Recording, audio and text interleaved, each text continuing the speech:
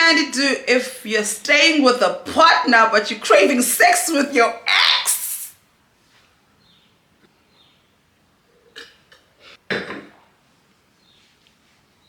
y'all gonna judge me? Hey guys, welcome to my channel and thank you so much for being here. Welcome to our first official sit down where we will be tackling all things what would Mandy do. Before we get to the actual yap session, this video is sponsored by Psychic Source. Psychic Source is the most trusted psychic service with over 35 years experience connecting seekers like you and me to professional and vetted psychics, tarot readers, astrologists and mediums. I've been using Psychic Source for some time now. I always talk about how much I love them, and when I'm looking for clarity, whether I'm looking for clarity about a situation that's already happened, I'm looking to find out something that I might want to know that hasn't happened yet, or I'm looking to see which direction I should be taking for any particular situation I'm in, I always go to them. Their website is super easy to use. It's user friendly.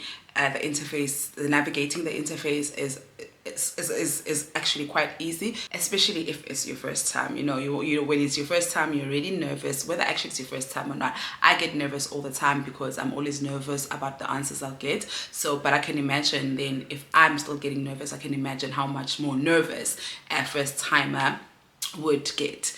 So because the website is so easy to use, worrying about or being nervous about the website is the least of your issues. You get in there, you choose your psychic according to the reading you want, whether it's career, love. They've got intuition readers as well. If you want to speak to a medium, so you can speak to someone that you love who's transitioned, they have it there. They have that option if you want a tarot reader to give you a love reading, as mentioned, love, career, finances, anything that bothers you a lot. Or even if you're just looking for clarity, they got you affordable. Readings start from $1 per minute, which is maybe about 19 Rand now in South African rands. I never really need more than 10 minutes during a reading. So that ends up being about 200 Rands for me.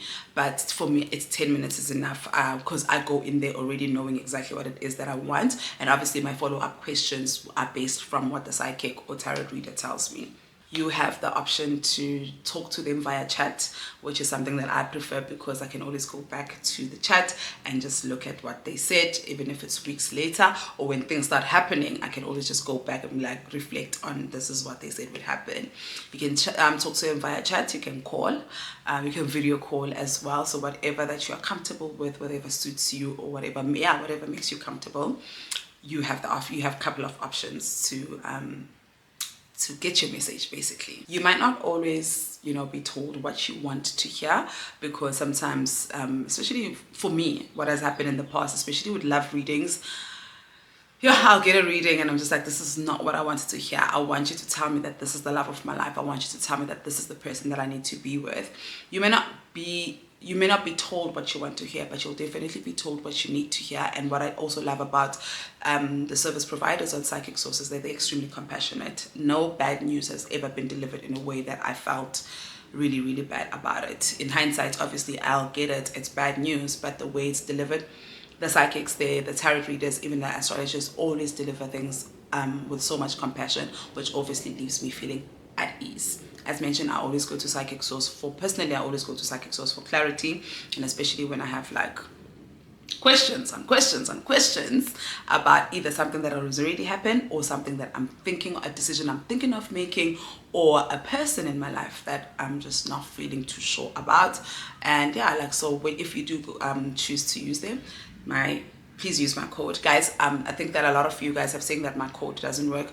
You need to click on the link on the description box, please, and that link just directly takes you to the page that you need to go where the code is already applied. And this is also for first time users. I think once you've done it, you will not be able to redeem the same code. So if it is your first time, please give it a chance.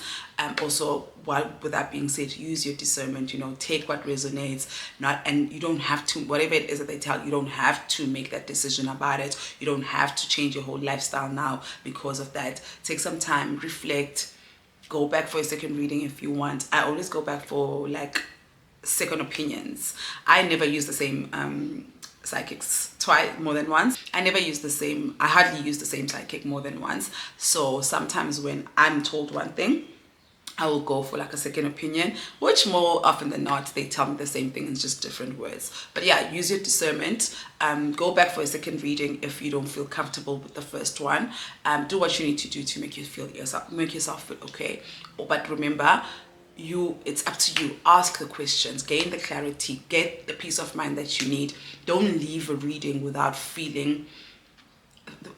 getting what you need, you know. So ask the question, be kind to yourself, give yourself grace, but ask questions. And speaking of asking questions, I am here to answer a couple of your questions. Once again, thank you to Psychic Source for sponsoring this video. Let's get into this spicy Q&A. Y'all are naughty. Let's get into this Q&A.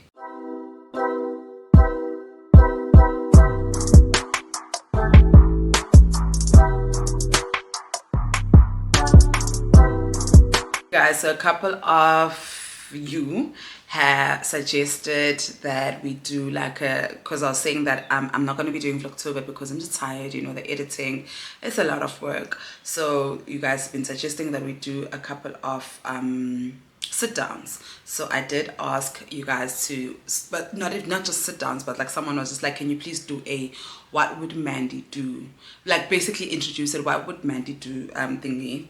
Why do I feel like this hair makes my forehead look big? So I don't like the reflection at the back. Oh, much better. You guys suggested I do a what would Mandy do segment, and y'all came through with the questions. A lot of these are quite sensitive, so I'm going to be anonymous. So I'm going to read them as anonymous. Usually when you guys ask me questions, I will say mang mang mang mang mang mang. This time they do seem a bit sensitive, so I'm not going to be mentioning people's names, but you know who you are. First question, Sisam Dala. Hey, that's me. Sisam Dala. So I'm in a situation where my partner and I are about to get married. Don't cringe. He has a baby with someone else. He wants to get full custody of the kid. I have a great relationship with the kid and I don't mind us having custody. Mom has alluded to the kid slowing down her career. However, I don't think she fully grasps that she's giving the dad full rights and decision making. I want to tip her to negotiate the terms, but she doesn't fucks with me. Help. You know, I'm always just like, sometimes when I'm talking to God, I'm always just like, God, why didn't you pair me with women like this? Like, why couldn't my baby daddy's wife be like this? I would have had the greatest co-parenting relationship if I was paired with women like this. This one is tricky because obviously you are being a girl's girl. You are trying to warn her, but she doesn't fucks with you. And that's crazy because Natibo baby mama sometimes. I don't know why she doesn't fuck with you. I don't know why. Maybe it's a little bit of she feels like you are living her life. But you know what I would do in that situation? I would still give her a heads up. But how do you give her a heads up without her using it against you one day? Listen, I always say I support women, but I don't support all women. Some women can be quite vile, especially if there's a man involved. Because now I'm thinking that you maybe just try to talk to her back like girl to girl, like, hey, like, do you know what you're about to do? But then she can actually use that against you, or even your marriage, your husband. She might twist your words. It's just such a tricky situation. It's tricky. I would personally call a meeting with all three of us. Me, my husband, and our baby mama. I'll call a meeting between the three of us, and we need to iron out what this means. You giving up this child, what it means. Are you aware of what it means? Are you aware of the rights you're giving up? Are you aware that this is what's going to happen? 1 2 3 1 2 3. And if if she doesn't fucks with you, maybe the husband can get through, the message can be sent via through the husband. I'm sure she'll love to talk to him, and set up a meeting. I'd literally set up a meeting, put everything in the clear, so that should one day she come back and say that you guys stole her kid or whatever, you have reference. And also I do hope that like courts are involved, because like to have a court order that says these are the terms and conditions of whatever it is that we are agreeing here. And yeah, I would definitely just try to call a meeting between the three of us. I don't think, because you're saying she doesn't fuck with you, I wouldn't speak to her directly, because people have a way of twisting words. I remember one time, there was a time where my baby daddy's wife and I thought we were getting along, right? And then we spoke on the phone one day, and she twisted my words. She played victim. She made it seem as if I attacked her, while the conversation was actually, I feel like the conversation actually went quite well. But when the news came back to me, it was, oh, you attacked her, and you did this, and you did this, and you did this. Then I obviously ignored it. I was like, I'm never going to speak to this lady ever again. Then I think probably a week after that, she tried to call me again. I sent her a text. I said, please, going forward, I don't ever want to speak to you on the phone, because you twist my words to suit your victim narrative, and I'm not going to do that with you. So it's either we talk via text or we don't talk at all. She never called me, which means she once again wanted to twist my words. So I think that there are people out there where you might be coming from a good place, and then they'll just use anything to try to twist your words and make you the bad guy. And because I'm loud and I'm very confrontational, so if someone says that I attacked them, it's easy for another person to believe. But in that situation, I've never attacked that lady. But anytime she speaks about me to other people, she always says that I attack her, I'm confrontational, and I'm dramatic. So for me, there are people that you can speak to, and there are people that you can't speak to. And if she doesn't fuck with you, this girl, maybe if I do speak to her, I'd probably send her an email. But even Naleo, she'll find a way to use it against you. So make sure that you may probably, the three of you, I'd just call a meeting between the three of us. And if that doesn't work, then when we do go to court and get when your husband gets the custody, her rights will be read to her. She will know. Very nice of you to want to look out for her. But as much as I'm always like, be a girls or whatever, but only be a girls to people who are girls to you guys. Not everyone has your best interest, and not everyone cares about you. And sometimes you just want to be a nice person, and unfortunately you're just being a nice person to the wrong person. So miek. Hey sis, I'm in no contact with my elder sister since February this year, and she says I didn't reply to her text on Facebook when I was going to varsity in another province for the first time. She then proceeded to unfriend me on my birthday and block me on WhatsApp. When I wanted to confront her about the issue, mind you, we are a decade apart, but she has always tried to spoil special moments for me. She doesn't like you. She doesn't like you. I have a friend, thank God she's not with that guy anymore. I mean, the context is different. This is a man, this is your sister, but you'll get my point. That guy, she was with him for 2 years. The 2 years, the 2 birthdays she shared while she was with him, he ruined both of them. And for me, I'm just like, anyone who ruins a special moment like that, why would you block me on my birthday? You couldn't wait a day before or a day after. She doesn't like you, and why is it so easy for her to just unfriend you because you didn't respond to a text on Facebook? What if you didn't see that text? What if like life gets so busy? What if you saw the text and you thought you were going to respond and you didn't get a chance? And it pains me because, guys, like, sisterhood is so important. It pains me because I've got an amazing relationship with my sister. Even when we fight, it's very like, okay, we're fighting, but let's get over it and be fine again. So someone who's just going to unfriend you just because you didn't respond to their text, you never liked me. You just needed a reason to unfriend me. You just needed a reason not to be in my life. And worse, if you say that she continuously ruins special moments in your life, I don't know if you've graduated or not, because you said you could see she stopped talking to you when you went to varsity. That says a lot already. Like, what? Like, that going to varsity is such a big thing, especially for a black child. Why would you now all of a sudden stop talking to someone because once they get into varsity?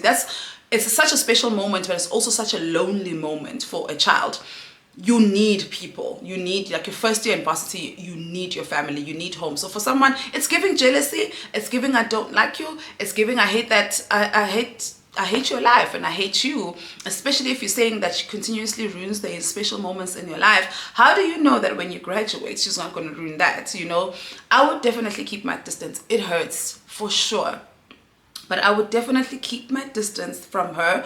And if you are as open to conversation as I am, I would say that one day when you are in a very calm and peaceful space, talk to her. Don't talk to her when you're still full of hurt. Don't talk to her when you're full of anger, because that conversation might not go well. And not to say that you will make the conversation not go well. It's just that when you talk to someone while you are hurting, whatever it is that they say to you might trigger you to hell and back. So at least once you're in a better position, mental and emotional state, anything the other person, whatever it is that they say, probably won't affect you as much as it would if you go there still being emotional. But yeah, keep your distance. This person doesn't like you, and I'm sad that it's actually your sister, but keep your distance. I do hope that you've got other sisters. I do hope that you've got like maybe cousins. I do hope that you've got a support system, but no, not her. What would you do if a friend of what would Mandy do if a friend of hers reconciled with a former friend of both of you? Then I asked her, because I remember being like, I could see, okay, I need a little bit of context. You know, did she not tell you? Was there conflict with the friend? And she said yes. For me, this is two ways, ne? If there's a group of us, it's by three, and then let's say it's me. I'm just going to use my real life friends that you guys know. It's me, maybe Tato, Ayanda, right? There's three of us. We all cool. Then maybe me, Ayanda have a fallout. Or maybe all three of us have a fallout. Actually, let's say all three of us have a fallout. And we never talk about it. But maybe me and Tato then, we continue. Then I find out that Tato and Ayanda have reconciled behind my back. I would take this in two ways. It's maybe Tato didn't want to hurt me, so she didn't tell me that she's starting to speak to Ayanda again, because she probably knows that I'm still holding on to the hurt that was caused, or the friction, or the hurt and the pain that was inflicted during the friendship breakup. Or Tato's just being shady. You know your friends better. There could be a reason why she didn't tell you that they've reconciled. And for me, that reason would be, maybe she just didn't want to hurt you because she knows that you haven't forgiven, but she's in a different place with that friend. But I'm not excusing it, because a conversation would be nice. It would be nice for my friend to come to me and be like, hey, I started speaking to so-and-so, and this is what she's saying to me, and I think I want to hear her out. Obviously, as a mature friend, I'm not going to stop a friendship. I would like for you not to, but I'm not going to stop that. I'm not going to stop a friendship. I'm not going to stop like people from getting along and, continuing with the friendship, as long as obviously my name is not in it or whatever. And that's it. But like, I think that you deserved a conversation, as whether her intention was to make sure that you protected and not hurt, but you deserved a conversation. You deserve to be told that, listen, me and Mang are starting to talk again, and I don't know how you feel about that, but don't worry, I'll protect you. I'll make sure that she's not in spaces that you are. I'm not going to invite you guys both at the same time. She's not going to be coming to my birthday parties and things like that. It's everything, just like this deserved a conversation. And for me, I truly believe that everything can be fixed through a conversation. It is a bit shady that they reconciled behind your back, but I would try to not think of them being shady as the first thing that comes to your mind. Maybe just think of it as she's trying to protect me. Once again, you know your friends better. If my friends did that to me, I would just assume that they're trying to be protective, because I don't think they have ill intentions. But you know your friends better. It is a little bit shady, but talk to your friend, I would say, if you feel like it's worth a conversation. What would Mandy do if you're staying with a partner but you're craving sex with your ex?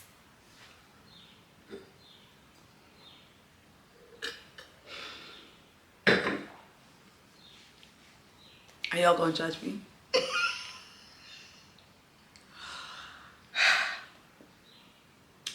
This channel is a judgment-free zone. Disclaimer. We listen, we don't judge.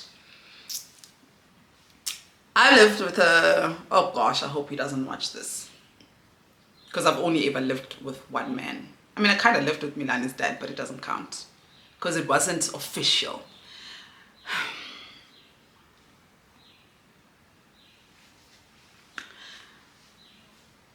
been in a situation and I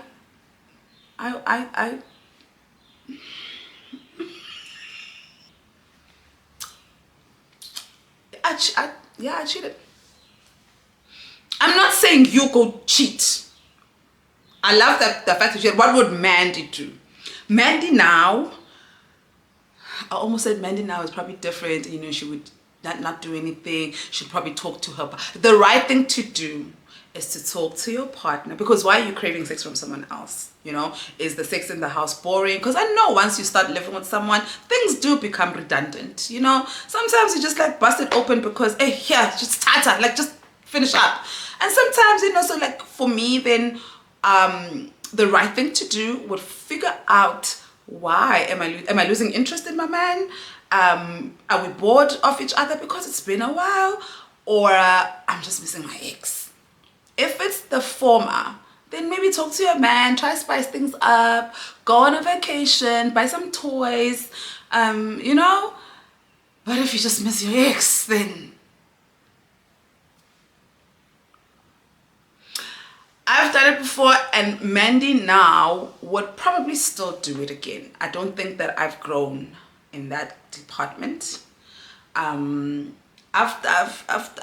done some despicable things while in relationships, and I'm not saying you go do it, okay? I'm just saying, what's see, Mina, that's what I've done before. And but for me it wasn't an ex, ne? I don't like going back to exes. For me, I don't do exes once, unless, and okay, I guess it depends on the time frame of how long the relationship ended or how the relationship ended. Once you're my ex, I stop finding you attractive. You stop even becoming my type.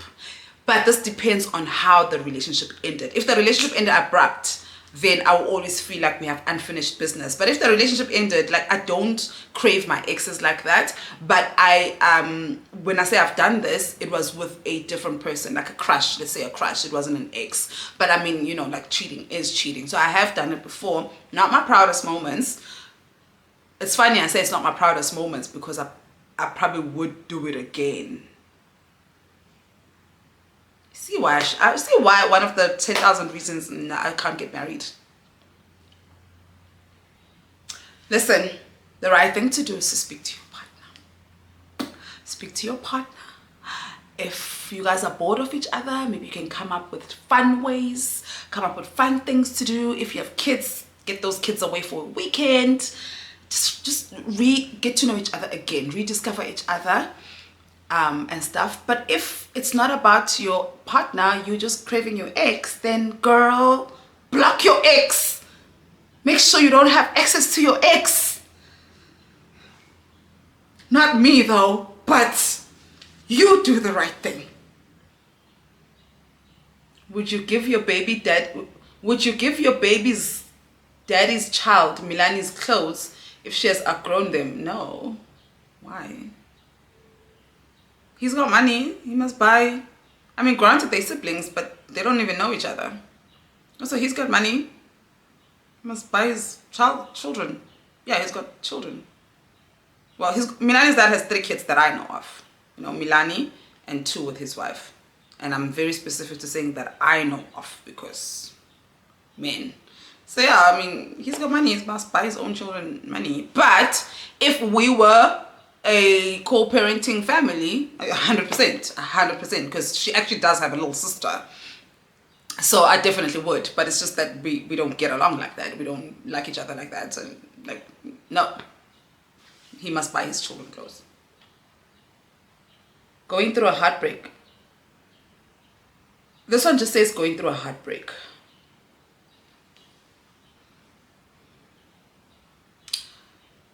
A heartbreak is one of the most difficult things that a person goes through, and I think that people don't take it as serious as it is. I think we make too many jokes about umjolo. Literally a heartbreak feels like a heart attack. A heartbreak, like a relationship breakup, whether it's friendship or relationship, it's grief, it's death. It feels like death, you know. Obviously, I'm not trying to be morbid or as dramatic, but it is really, really difficult to go through a breakup, especially if you were with someone for a very long time, actually even if you were with someone for a very short time, I find my biggest heartbreak was from a relationship that was 2 months.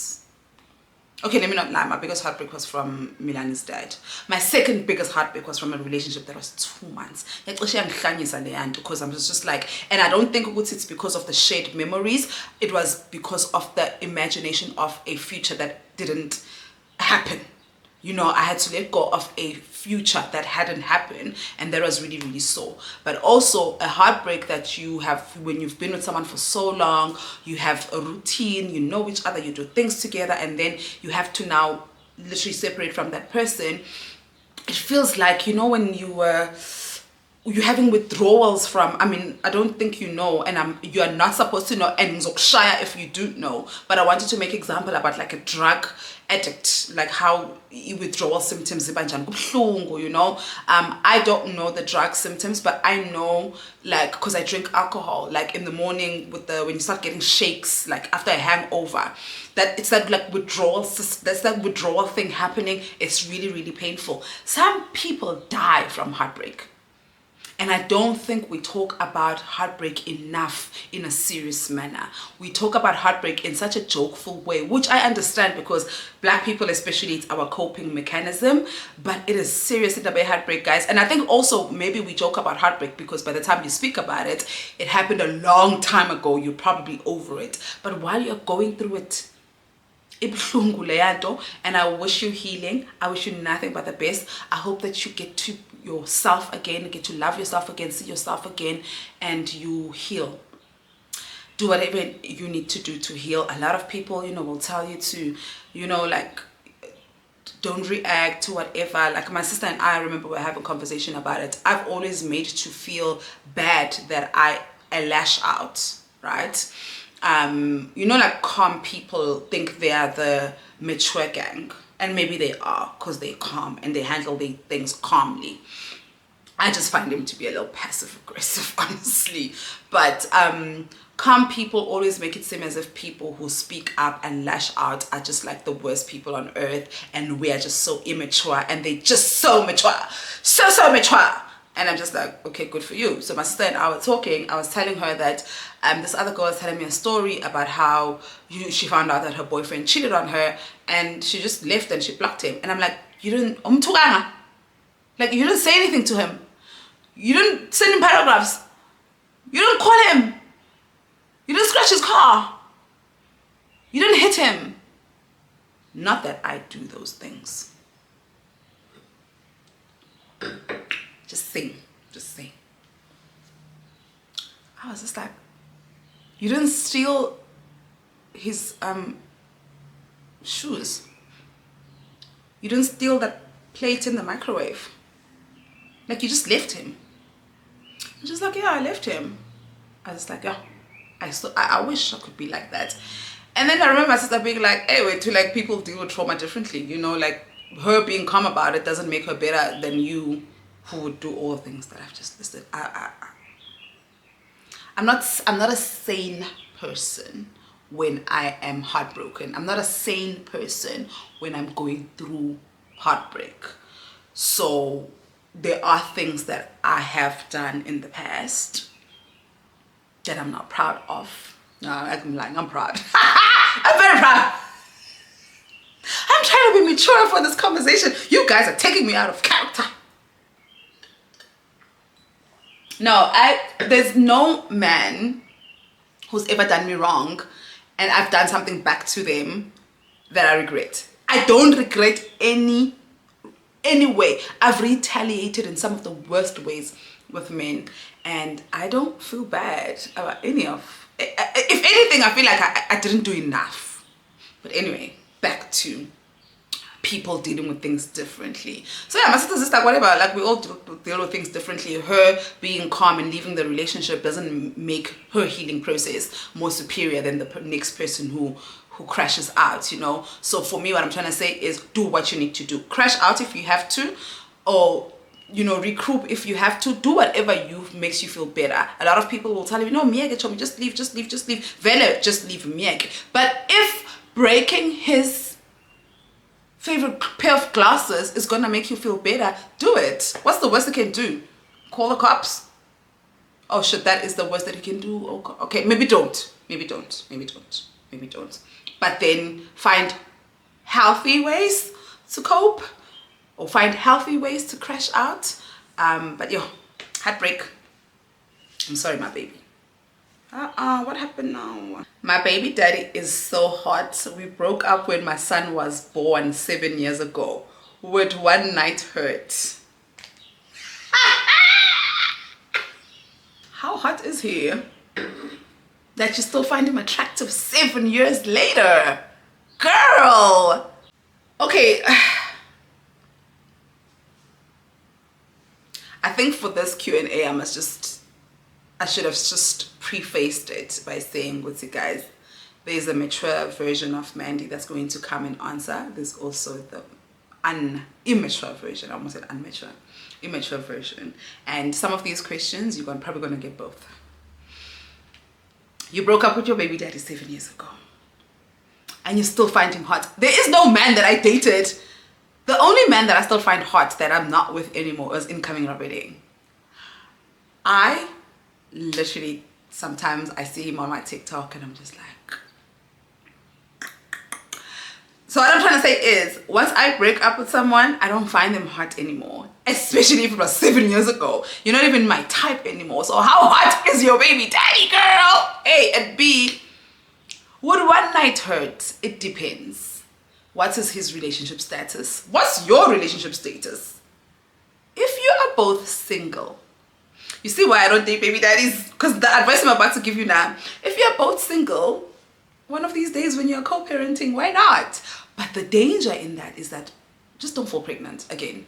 You know, I literally, if personally, I don't find any man that I dated a while back attractive anymore. They're not my type anymore. But if I was given a chance with an ex that I find hot, and we were both single, I would definitely take it. I mean, it's not like you're doing anything wrong. It's not like, you know, you don't want to increase your body count. So, you know, just, he doesn't count. You know, he doesn't count. Né? So I would definitely have one more night. The thing about, is it really going to be one more night? Because you say, would one night hurt? Is it really going to be one night? That's how people get back together. Do you want him back? I have a lot of questions, but if we are both single, I definitely would hit that one more night. I just be like, hey, baby daddy, you want this old thing back? Aslamani sumtwana, baby daddy. But yeah, if you're both single, why not? What would you do if you dated the guy for 3 years and break up and you find out you are HIV positive?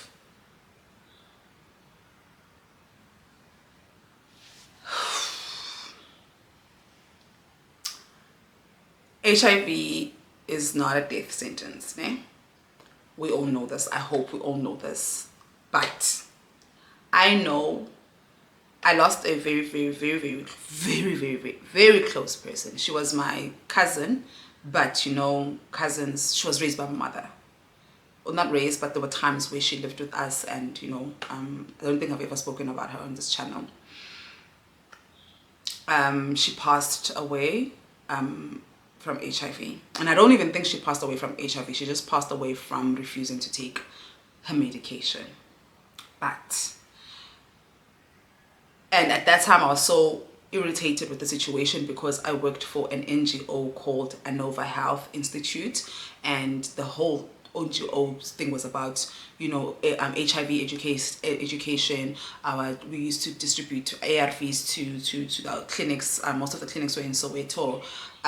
It was just like, I learned so much about HIV while I was there. I was there for 2 years. I learned so much about HIV, and I mean, I've always known that HIV was not a death sentence, but I knew more, you know, like the more I worked there, the more I was just like, oh my God, HIV is such a manageable disease, you know, as long as you take care of yourself. But I'm not taking away from the fact that when my cousin found out that she was HIV positive, the anger, the hurt, the emotions she went through were crazy. I don't know how she survived that part of it. You know, that stage of denial, that stage of hurt, that stage of anger. You don't know who you're angry at, whether you're angry at yourself, you're angry at the partner who infected you. You are just going through so many emotions, and that is the part I think that hurts the most than the actual disease. The actual disease is manageable. It's 1 pill a day now. Before it used to be a couple of pills, but now I know it's 1 pill a day. You know, some people are HIV positive and they are undetectable, which means that they can have children. You know, just take your virals, take your medication, and yeah, just and be healthy. You know, use protection and stuff like the stuff that you guys know. But I don't think that anyone talks about the emotional roller coaster you go through when you find out that you're HIV positive. I watched someone super close to me go through those emotions, and I will never forget. So I know that here you're probably asking, I don't know if you're asking about the actual, for me, if I had to find out that I'm HIV positive today, okay, cool, like, you know what, how do we move forward? You know, how the medication, you know, you guys know that diabetes is way more dangerous than HIV. So HIV is really not a death sentence. So it's just a matter of, okay, let's take our medication, which medication is good for you, you know, check your viral loads, get yourself to a point where you are undetectable, and just live a healthy life. You can live for a very, very long time. But the emotional part of it, the acceptance, the denial, the 5 stages basically of grief that you're going to go through, and those are the crazy ones. And that's when I guess, you know, I'm obviously going to advocate for therapy. That's when I'm like the counseling. I know the counseling you get at the clinics is okay, because when I was working at the health institute, part of our jobs, well, with the ones who are qualified, was to give counseling. And for me, I'd just be like, hey, if this is counseling is very generic and blanket, you know, it's not personalized to you. So if you can afford it, obviously, do the therapy, do the work, get counseling, and go through the stages, go through the anger, go through the hurt, go through the the sadness, the confusion. Sit with those emotions, because I think that's what hurts the most, especially you are in a relationship. Not to say that, you know how I've heard married people saying HIV HIV is HIV. You're basically saying that it's okay for your husband to bring you HIV than for the one who got it while being promiscuous. But what I'm trying to say is, it's the same thing, it's the same disease that's going to affect you the same way. But what I'm saying is, I do think that it hurts more when you got it from your partner when you were faithful and clearly they were not, you know. So not to say that it hurts less if you got it because you were promiscuous. I hope that you guys understand me and not misconstrued what I'm trying to say. I do understand the level of anger you will feel because of the manner that you got it. You got it from a relationship at 3 years. I don't know if you've had a conversation with your former partner. I don't know if he knows that you know that you are affected as well. And I don't know what that conversation would look like, because for me, if he knows that he's HIV positive and he didn't tell you, he didn't give you the option to protect yourself, that's attempted murder. I would hate him for life. And my hate goes long. I'm really, really sorry that, you know, this is what you're going through, but you're definitely going to be able to live a healthy life. Just take your medication, and if you can afford the therapy, the counseling, take as much as you can. What would you do if your baby daddy comes to fetch the kids with his wife, Kwako? Fetching whose kids? At whose house?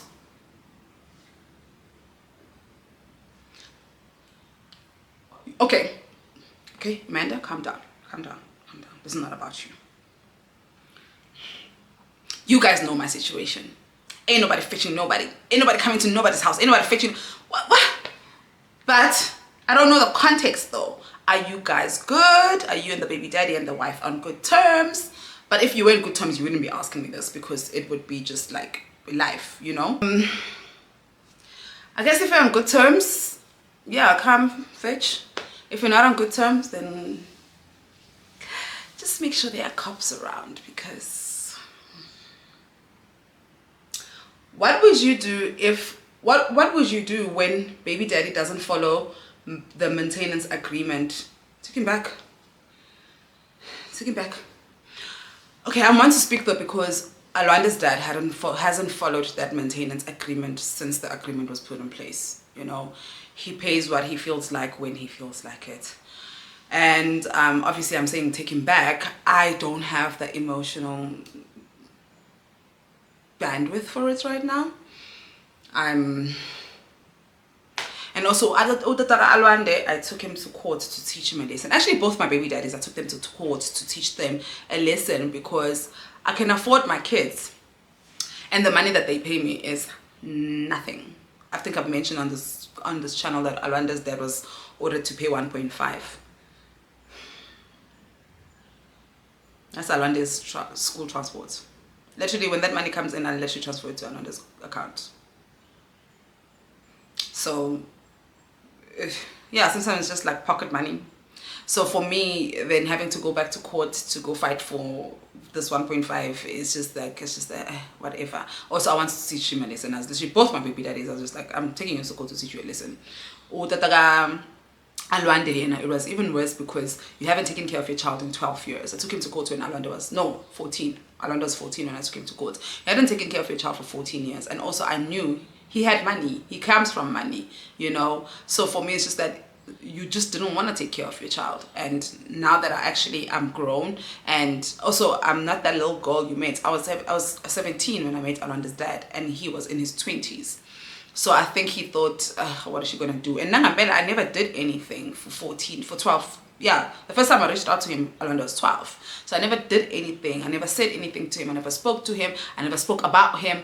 He just didn't exist to me. So I think he took that for granted, and he thought I was still the 17-year-old girl he met. Can't know, I've grown and I've got a voice. So that's why for me, I was just like, and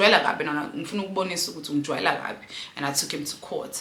Same with Milani's dad is a bit different, Guyana, because he was paying maintenance. He was just inconsistent. So I took him to court for consistency. So for me, that's what I'm saying. I would take out, like, if he doesn't follow the maintenance agreement, I'd take him back to court. But then I have to hold myself because I was just like, hey, I probably wouldn't, because I'm in the same situation and I haven't. It's just court is so draining and I don't have the emotional and mental bandwidth for it now. But if you do, take him back. Like, take him back. And also depending on how old the child is. For me, Alwanda just turned 17. In exactly a year's time, he won't be liable to pay maintenance money through me, unless if Alwanda decides to take him to court. So for me, I'm just like, I'm gonna take him to court to go fight just for 1 more year. So for me, I was just like, But if it was Milani's situation, I would definitely go back to court. I would gather the strength, the emotional bandwidth for it, and then I'd go back. So it's just that there's a lot of things that come to play. That the child's age comes to play. Your emotional mental stability also comes to play. So figure out where you are in life, assess your vulnerability, assess with the point that you are in life, and then you need to assess your vulnerability before you trigger a war, because going back to court is war. So are you in a good space to be? I don't think anyone's ever in a space for court, but are you in a space to handle it? I got into a serious relationship very, very young. Biggest mistake of my life. Anyway, we have 3 kids, and this man treated me very horribly when I was dependent on him as a stay-at-home mom. Now I'm about to graduate, and he has done a major switch up. He's become everything I wanted him to be, and talking marriage. Once I'm on my feet, should I leave or should I stay? I would leave. How someone treats you when you are dependent on them says a lot. And this also includes parents. How someone treats you when you are financially dependent on them says a lot. And how someone treats you when you are at your lowest also says a lot. I'll never forget, recently, I went through a situation with my partner, and I don't even know if I should still call him that. And I went to Nonku's house, and I was hyperventilating. Like, I couldn't speak, I couldn't breathe, my heart was on the floor. And one thing Nonku said to me, she said, next time you think of going back to that man, remember this feeling. no words have stuck better. So what I'm trying to say is here, I think as women sometimes we heal too much. Do not forget the feeling of someone brought to you when you were at your lowest. I'm all about forgiveness in relationships or what, but there are some things that are just unforgivable. How you treat the mother of your children when they are at their lowest says so much about how you feel about them. This is giving very opportunist. Now all of a sudden, because you're about to graduate, he wants to marry you. It's giving opportunist, and it's giving he doesn't want the world to see you. It's giving he's jealous. He's giving he's trying to stomp on you. Personally, I would leave. Obviously, it's not easy, especially if you're saying that you got into this relationship very young. We know what that is like. Getting into a relationship when you're young, before your frontal lobe has even developed, so many things can happen. You are easily manipulated. It's just like there's just so many things that you can go through. So leaving is not as easy as it would be if you were my age or a bit older. But even still, we also, even my age or a bit older, we also still struggle. But personally, I would leave. I always remember, it's the same as, I think one of the questions was just like, I think I saw the questions, which I'm still going to get into it. People always ask me if I would ever get back with Milani's dad. I will never, because I will never forget the feeling of what he put me through and how it felt like when I was at my lowest and was at my most fragile. Pregnancy is fragile. That man hurt me while I was pregnant. So I will never, it's just that feeling. I think that as women, yes, it's important to heal, but it seems like it is time to get your power back. You don't have to leave him, but I don't think you should marry him. Well, personally, I don't think any woman needs to marry any man. I think women should marry each other. But that's another conversation for another day. But yeah, maybe you don't need to leave him, but I don't know. I think twice about marrying him. Yeah, this one is a bit long. I am 23 years old. I had a boyfriend since university days. We had a child. Since then, the relationship got rocky. Over the years, we have had so many issues, some resolved and some unresolved. He's abusive emotionally, financially, and physically. I've lost all respect for him, and I guess he did too, because he went to an extent of bringing his side chick to our home with our son there. That was a wake-up call. One day I packed up the house and I moved with my son. Now this guy wants us to get back together. Can't take my no for a no. I don't want to block him because I care for his presence in my son's life.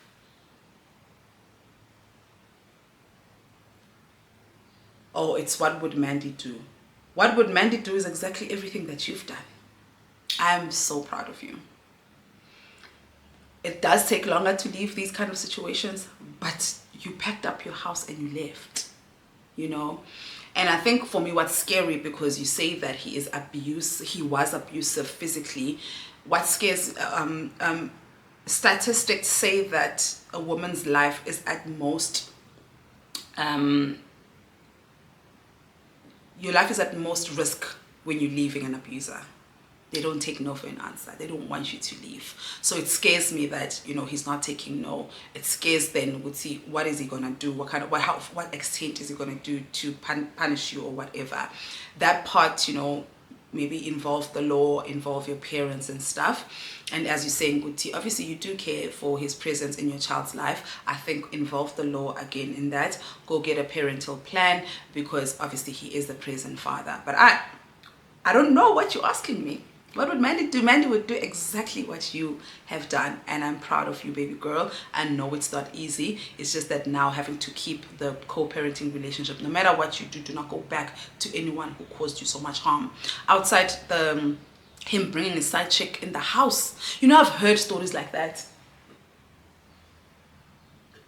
I've heard so many stories like that. And I always think, Uguti, women are so strong. I don't know what I would do in that situation if my man came into the house with his side chick while my child is there. I've heard women talk about how their husbands made them sleep on the couch while he was in the bed with his side bitch.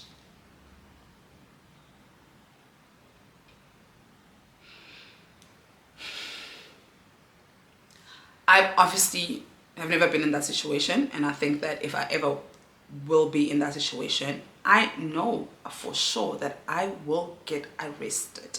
I do not have any self-control when it comes to my emotions, and the emotions being anger.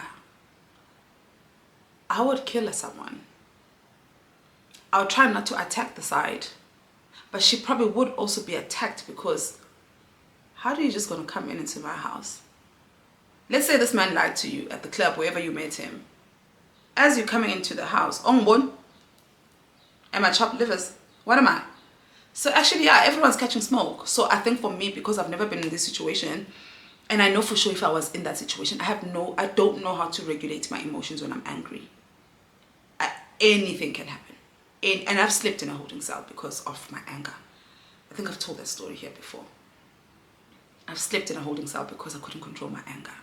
And so I know what I'm capable of when I'm angry. So outside him just doing all of that, he was abusive emotionally, physically, and physically.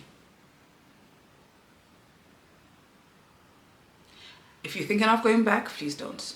Just remember what he, as earlier on, remember that feeling and remember what he did. But it doesn't sound like you want to go back. It just sounds like now you're trying to figure out, a way to probably co-parent, and that you can definitely figure out a way to co-parent with him. Don't let him back into your life. And cheating for me is the most disrespectful thing anyone can do to someone. Not only did he cheat, he brought the girl to the house. I don't know, Mina, how men think. And that's what I'm saying, Guti. I've heard of these stories before where men bring in girls and ask their wives to sleep in the couch while they're having sex in their marital bed with some random girl. Now, as that girl, why are you there? Do you like yourself? The minute as I'm saying, men lie. The minute I walk into a house and there's another woman there, even if that woman is your nanny, I'm not going to sleep in call me when everyone is gone. Yeah, sorry guys, I got distracted. But now I think as a girl, you walk into someone's house and then there's a woman there. Even if that woman is a sister, I'm not going to be comfortable going to sleep in the bed.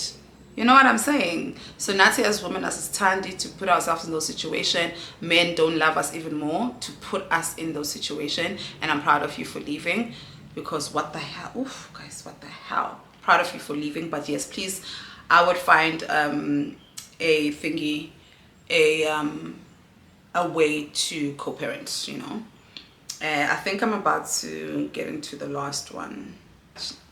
If Milani's dad was to divorce, would you get back with him?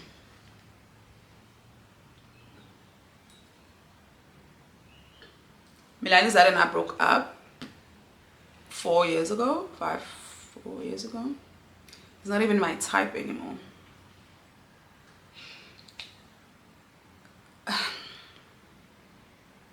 Besides what I was saying earlier on, as women, sometimes it's hilaga cool. I've never healed and will never heal from the pain that he caused me while I was pregnant. Same goes as Alwanda's dad. Anyone who hurt me during that time, pregnancy is the most fragile time in a woman's life. So many things can happen, so much can happen. And for someone to hurt you on purpose like that, I have no respect. I've no respect for him. So outside the deep part of it, because that is the real reason why, I have no respect, no love for you. You're on my hit. I have a blacklist. And he's on that list. But outside that, he's not my type anymore. I promise you guys, once I stop dating a man, and I just look at him and I start seeing the loser in him, and then the loser in myself for dating him, I'm just like, why did I date you? What was it about you that I found attractive? Yeah, and I think that's why for me, no, he's not my type anymore. He's not my type anymore. You guys know the serious reasons as mentioned, but the frivolous reasons, he's not my type anymore.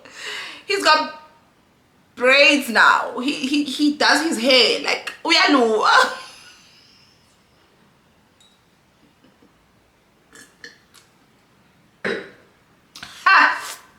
Yeah, he's got like a man bun now. He wears earrings. I don't know if he's going through like it can't be a midlife crisis because he's in his 30s. It could be though, because you know what I've noticed about people, especially men who marry young. I think he married quite young. I think he was probably 25 when he got married.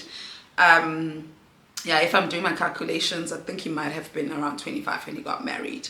And I think that men who marry, like people generally who marry young, obviously do go through like an identity crisis. But I think with women are better at controlling it or hiding it. Men, on the other hand, next thing they starting a podcast, or they're growing a beard, or they're cutting their beard, or they're growing a man bun, and they're wearing earrings, and they now wear skinny jeans. So it's like, those are the things you were supposed to wear before you got married. Those are the things you're supposed to do when you were a child. But I guess instead of being a child, you got married, and now you're going through this identity crisis. And I said, I think women go through it too, but just women are a bit more mature and they handle it better. But have you seen like men who just all of a sudden just start doing things, and you're just like, this is so childish. What are you doing? Who are you? What is this? Do you like yourself? Do you like me? Because if you like me, you wouldn't do this. I would fucking die if my man that I met, like I like obviously my man with the beard, yeah, I like my man with the beard, you know. I like him a little bit, you know, 2 shades darker than me, taller. Obviously, also I'm short, so it's not hard for a man to be taller than me. I love the tattoos and stuff. I would die if I woke up and my partner decided to cut his beard. What kind of crisis are you going through? Like, you know, like, and that's why, like, I have so many reasons why I'm always just like, guys, like, marriage is just not for me, because now I have to love you while you're going through this identity crisis, while you now decided to have a man bun, but it's not something you cared about when we got married. Like, I have to love you through that. Married people are strong. I just don't have that in me. You know, once the same thing that attracted me to you, you are now taking it away. So what's left? Love. No. So yeah, outside the deeper reasons of you never get back with anyone who's hurt me like that, or anyone, just, you know, okay, maybe let me not say anyone. There is an ex, 2 exes. Both the incoming and outgoing rebelling are 2 people that, what did I say? Outgoing, incoming and original rebelling. Those are the only 2 men I don't mind playing. But outside that, once I break up with you, you are just not my type anymore. I give it, like, if I break up with you and 6 months to a year go by, you're not my type anymore. If anything, I just regret even dating you. If anything, I'm just looking at you and just like, what did I see in you? You know? But yeah, that's it. That's the last question. I will probably do this probably more next week, or maybe if you guys do have specific topics that you'd like for me to cover, yeah, so that at least I put up more stuff in October, for October. Yeah, sit downs are a bit easier to do, and they're also easier to edit, so I actually don't mind to do sit downs. I actually do love to talk, so we can do more sit downs. Please, more than welcome. If you watched till this part, obviously you're more than welcome to drop your suggestion, your questions below, and then I'll be happy to answer it. I'm always happy to talk. I'll be happy to talk, but I do hope that you guys enjoyed our first installment of What Would Big Sis Mandy Do. I do keep them coming, and yeah, I hope that you enjoyed it. Thank you so much for watching, and I will see you on the next one.